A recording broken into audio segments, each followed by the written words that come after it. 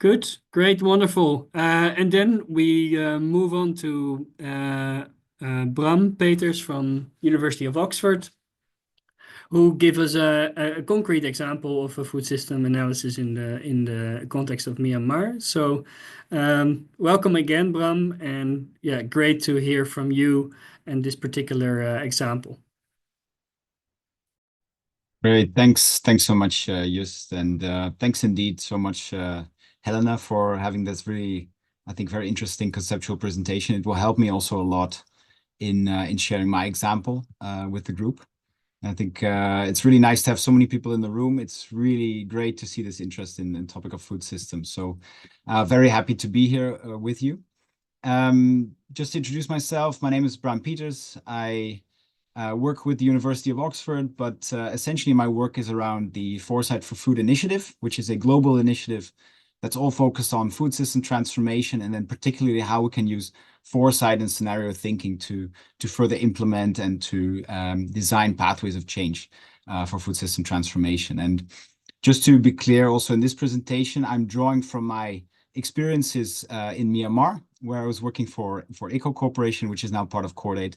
And I'm very happy to be able to give a lot of credit to that example, because I think it's still relevant. It's still a very great case for learning about, how do we apply a food system lens within a particular context? And I think I'd love to share something with you on that. So what I'll do is I'll first give a bit of a presentation about the urgency, and I'm sure you've already had some presentations from last week that have talked about the urgency of food systems and the urgency of food system transformation. But I'll reflect on that very briefly. I'll share some concepts and models that I personally use, that we use at Foresight for Food as well, and they're very similar to what Helena was presenting. So maybe you'll see some of those commonalities emerging there as well. And then I'll dive into what we did in Myanmar as Eco Corporation. Hotel Rwanda. We developed a pilot experience to see how we could sort of explore the pulses sector from a food systems perspective in Myanmar, and I'll be sharing some of the ways in which we did that, the different tools that we used, and also maybe some reflections on the pros and cons of using such an approach. And then I'll close with some reflections about what this actually means from a systemic perspective to think about how development approaches could be informed by systemic approaches and systemic thinking.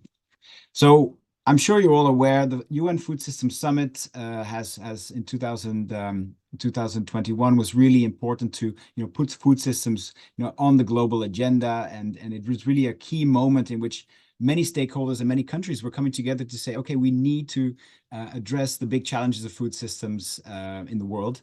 Amina Mohammed was presenting also at the stock taking moment 2 years ago, saying, we're in deep trouble basically in terms of reaching the SDGs. Hunger is actually rising again since 2000, after decreasing for a lot of people around the world. It's now food insecurity is rising again. Millions of people are still in poverty and suffering hunger. And one of the ways in which we can do that and achieve other goals is to transform food systems. And since then, many countries have come up with plans and actions to sort of, at a national level, develop this further.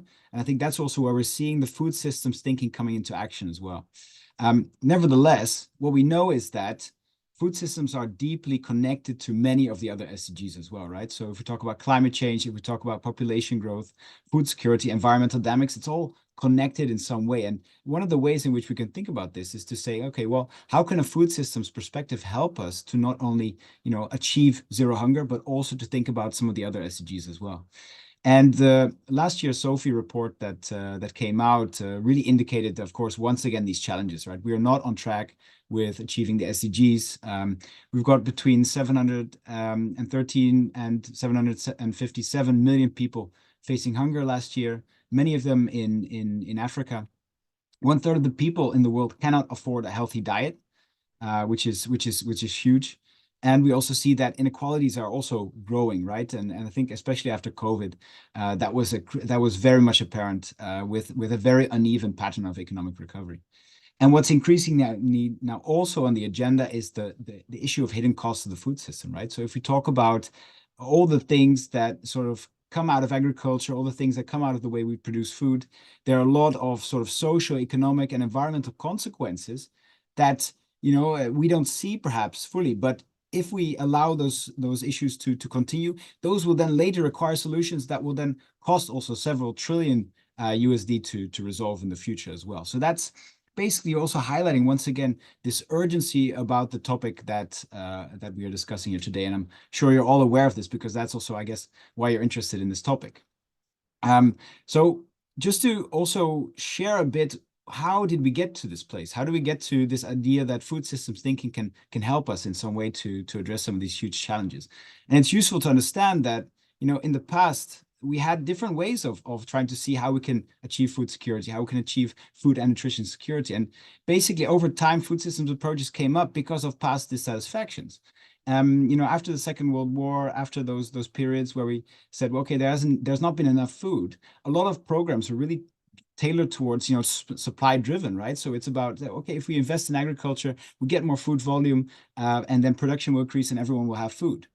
But then, of course, it didn't turn out that way, right? So Amartya Sen came around and said, actually, it's not production, it's not volume that we need, it's access, right? So can people even pay for the food that's there, right? And if people can't pay for the food that's there, then there's no food security, right? And gradually those thoughts have been evolving, and also this understanding of saying, okay, well, access is also not really enough if we talk about nutrition. There were also indeed increasing complexities about the differences between rural and urban linkages, where different challenges emerged. They also have the emerging driver of globalization that happened, right? Where we have increasing connectivity of food markets, where food is being traded at a global level as a commodity, as was mentioned earlier. So all these dynamics happen, which has consequences. And especially also now increasingly becoming apparent is that a lot of the ways in which we're producing food has a huge consequence for environment. And I think that is especially very clear in terms of the relation between agriculture and climate change, but also to a more local extent on water pollution, use of chemicals, etc. So all these things have come up to the agenda, saying, how can we address this somehow? And that's when food systems approaches were coming in, saying, hey, okay, we need to understand this complexity. We need to understand how feedback loops are occurring and then feeding back into the outcomes that we're seeing. And we have to look at the trade-offs that emerge if we do certain things in a certain way. So here, this picture again, I always, and Helena used it as well. This is such a nice picture, and it's really useful in two ways, really.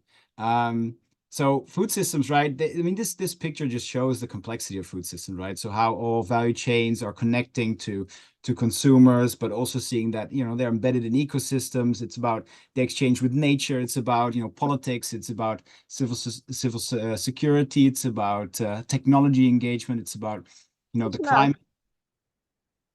But also showing this sort of dynamic picture of all these arrows that are connecting to each other in drivers and feedback loops and delayed impact. But the second thing that I also find so interesting about this picture is that if I just show you this picture, it doesn't make sense at all, right?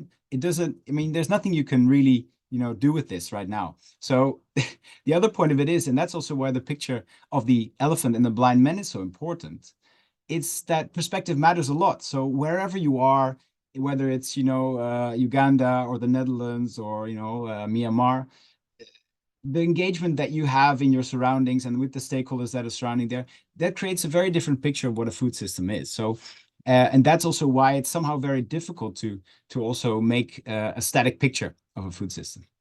So that's just, I think, something to realize when you're talking about food systems, is that yes, there's all this complexity, right? But it's also a lot about how the environment in which you're working is viewing these things. There's another framework that we use at Foresight for Food. It's very similar to the one that Wageningen also uses. I think maybe there's a little bit of difference in terms of that in the centerpiece of food system activities, there's a little bit more emphasis on storing and disposing, which is also a critical aspect of the activities that are occurring within the food system. And it also highlights some of the challenges that we see, for instance, around making sure that there are buffer zones and food storage in place in case of emergencies, or, for instance, talking about the issue of food loss and waste. And then what's really important from the perspective of Foresight for Food is both that understanding that there are different food system outcomes, which are in some ways being traded off against each other, and have, different choices also that societies make in terms of what they find important. Drivers are also really critical, and we've just categorized these in 6 different ways, but there are, of course, many different that are sitting below that. And drivers are really important because the drivers are shaping the food system that you're analyzing, right? So when you are trying to sort of, focus on a particular, food system issue or a particular context, you want to make clear what the scope is of your analysis, right? So you want to sort of say where does your food system of focus start and end, where are the boundaries of it? And the outside of those boundaries is where the drivers come in, and they might be different depending on where you are, on where your context is. So this is just an example, and I'm not saying this is the best one. There's so many of them, but this is the one we use at least, and it's also a simplified way of going about these things. I just want to share a little bit about what we do with foresight, and I think there was a comment also in the chat about what's the end vision? Where do we want to head as food system, right? Can we predict where it goes? And no, we can't, right? And it will always be dynamic. But what we do use foresight for is try to say, okay, well, we have a situation of today, but what we ask the question about, what could be the food system of the future in like 2050, right? So there might be different scenarios that we could imagine, and some might be more positive, some might be more desirable, but some might be also, more around sort of, more of the same or business as usual. And we might have, of course, a very, negative scenario or a doomsday scenario that you could imagine. But what that is helpful for, and these different scenarios are shaped by, trends that are shaping the future, demographics, climate change, those kind of things, but also key uncertainties that could also lead to very different futures actually emerging. And this is sort of useful for us to talk about the assumptions that we have today about what shapes the food system of the future, and also emphasizes that we do, as multi-stakeholders, as society, we do have, in a way, the agency to also help to nudge that future, to nudge towards that future that we desire. So when we talk about foresight, it's about, what are the future risks and opportunities that we might see? What are the implications that we might see emerging from certain policies or investments for particular scenarios? What scenarios are more or less desirable, right? So maybe you don't agree what is the most desirable scenario. Some people might prefer a certain situation over something else, and it's good to have a discussion about that. And then, the question is, how can we nudge systems towards more desirable scenarios and away from less desirable futures, right? And this is why this foresight is such a powerful way, because basically you can't often ask stakeholders to change what they're doing tomorrow, right? But you can ask stakeholders to think about what they would like to be doing or what they could be doing 10 or 20 years down the track, and might be, very much open to having a different system if you ask them about how they would see that in the future. So this is also another model that is, I think, also really critical to think about and to use when you get into systems analysis. And this is a very similar one to the iceberg model that was presented by Helena. But essentially, this also tries to also show you that if you want to change a system, you have to think more deeply. If you want to sort of find a way to move to a different type of situation, a different type of system, it probably won't be enough to only sort of change policies, change practices, change resource flows. And often, though, the top level of discussion is where it often stays. Whereas if we dig a bit deeper and we've understood better what are the relations between stakeholders, what are the connections and power dynamics, and what are the underlying values and interests and mental models, if we can start to shift those and change those, then probably policies and practices and resource flows will also change, and perhaps will change more sustainably as well. This is about leverage points also. I think this is also something that Helena was presenting, and this is a concept that we also used in the context of Myanmar when we researched it. It's looking for leverage points, right? And there's a couple of different ways you can see different types of leverage points. You've got more shallow leverage points, which is a bit more incremental. It's about, changing the numbers. It's about changing the stocks and the flows, and, trying to change the way that the system feeds back into each other, gets more information from one place to the other. And the more deeper changes are about, okay, let's change the rules. Let's change the whole governance of this system, right? And then if you move into the more deeper space of changing the purpose or the goal of the system, or changing the paradigms that exist, I think a good example was mentioned in the previous presentation. So seeing food not as a commodity, but seeing it as a human right. I mean, that principle, if it was adopted by the whole food system, would change the system fundamentally, right? So those are sort of the more fundamental, deeper, shallow leverage or deeper leverage points that you can also think about. And probably you need a bit of both, right? You can't only, put your eggs in one basket and say, okay, we're going to only focus on, one of these things. We want to think about multiple ways to change a system together. So let me get into the example of the pulses production system. This was a very interesting sort of action research that we did in Myanmar in 2020, 2021. It was together with ICO Corporation, now part of Cordaid, together with Moss Consultants and Capital, and Tunyet, which is a Myanmar social enterprise. And essentially, this was all about saying, can we understand better what's happening in the food system in the Delta region? The experience of ICO was a lot on pulses value chains, right? And it was about saying, okay, but the pulses value chain is not the only thing that's happening there.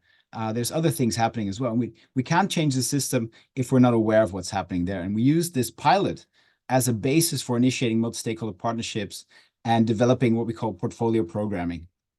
And it was also mentioned as used as a way of messaging to key decision makers, saying, hey, it's important that we take this systems perspective if we want to, for instance, realize resilience and sustainable food systems.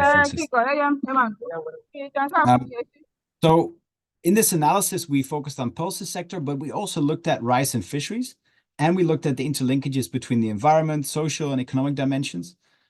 We also really focused on the element of climate resilience. So this was really something that was a lot different than what we're used to. I mean, usually we focused on sort of sustainable economic development, but now we said, what's needed to make a future-proof, climate-resilient pulses sector?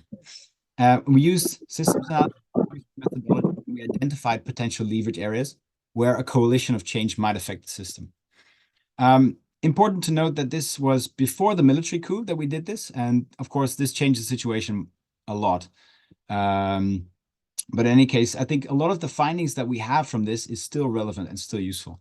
So we focused on the Delta. The farmers in these areas were, a lot of wet areas, a lot of flooding happening as well. A very fertile area, though, with a lot of rice production, which was the main crop, but there was a lot of, pulses growing after the harvest of the main rice crop.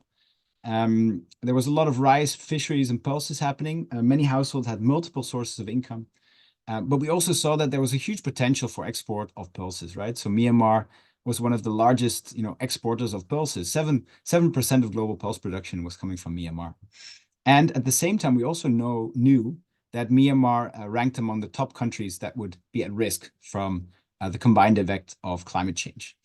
And what was also useful in the terms of the policy environment was that the government had just adopted a new agriculture strategy, which was saying from rice bowl to food basket. So it was really a strategy of diversification. And that was also very useful in terms of having this research to land in that policy environment, which was very receptive to this.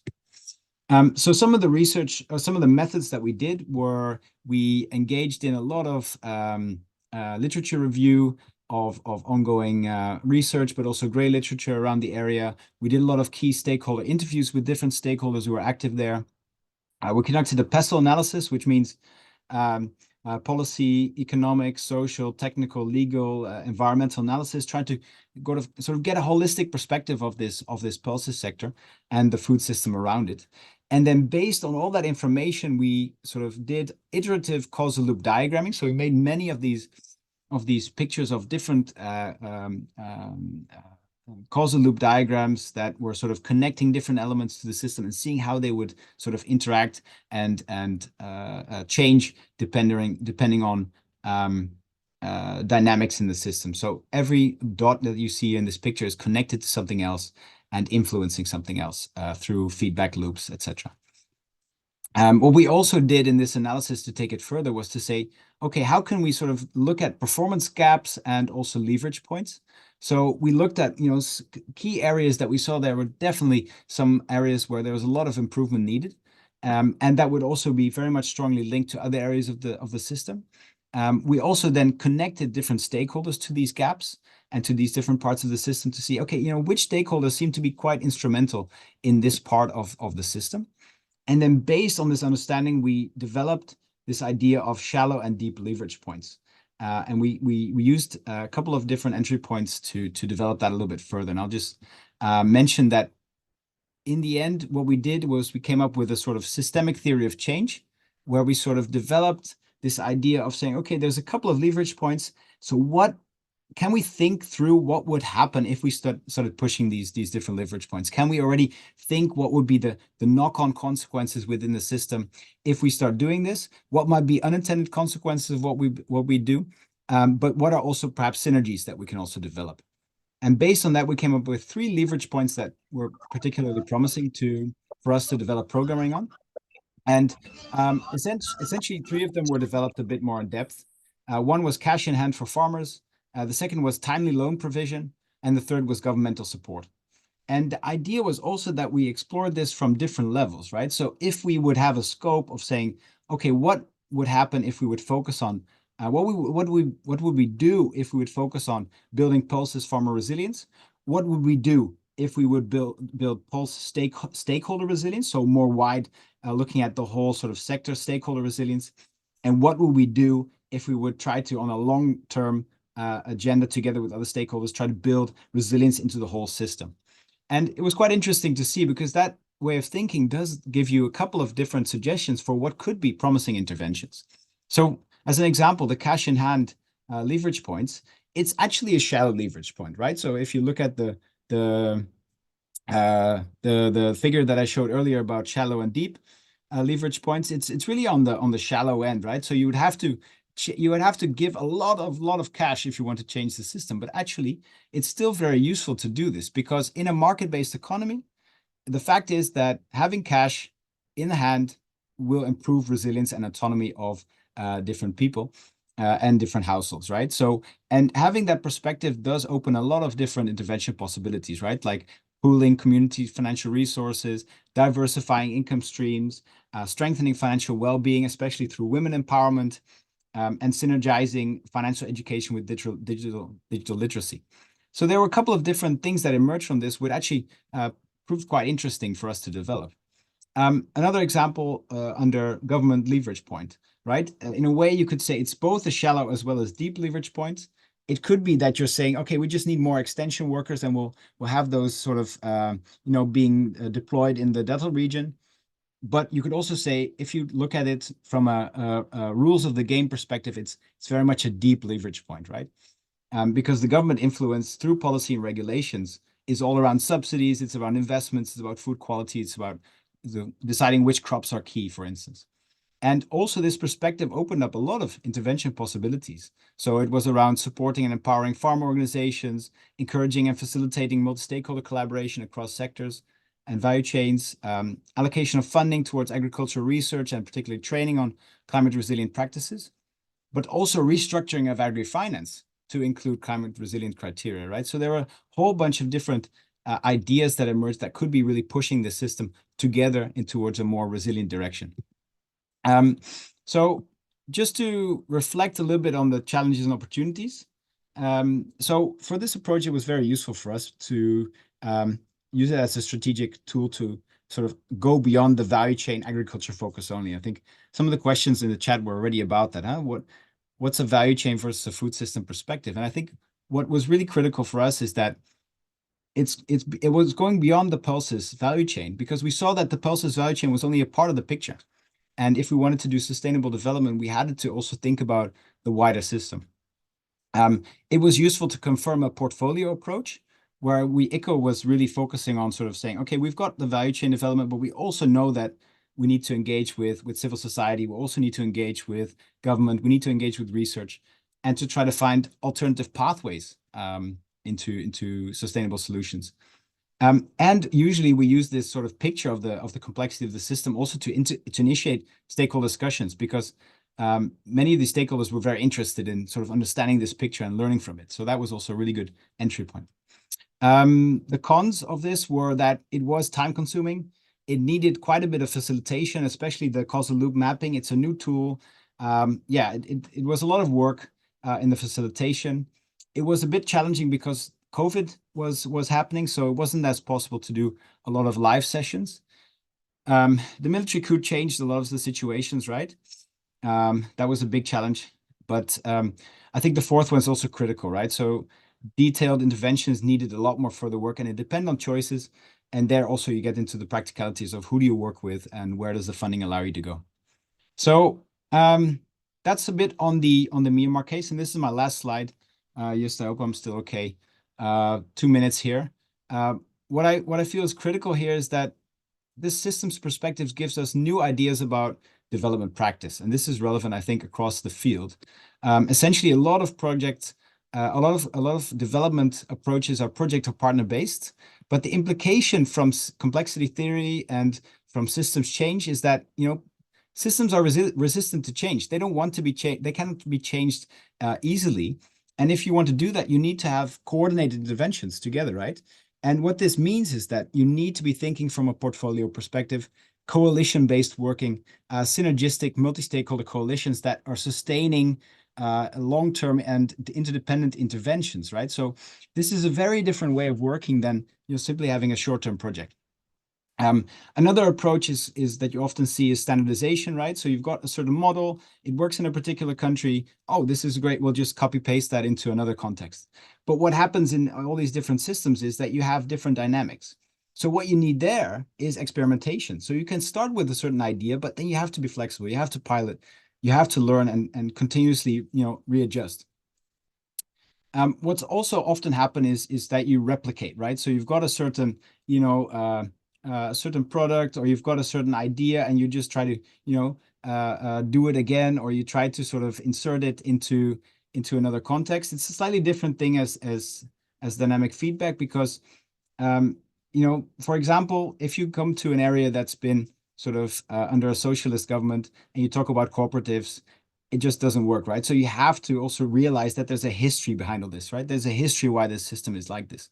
So you have to localize, you have to sort of take that local context and see where are the system relevant interventions that you would sort of enhance and build on and contribute to. Final point is that often projects are scaling parts. And for an example, what you could say is certain technologies, for instance.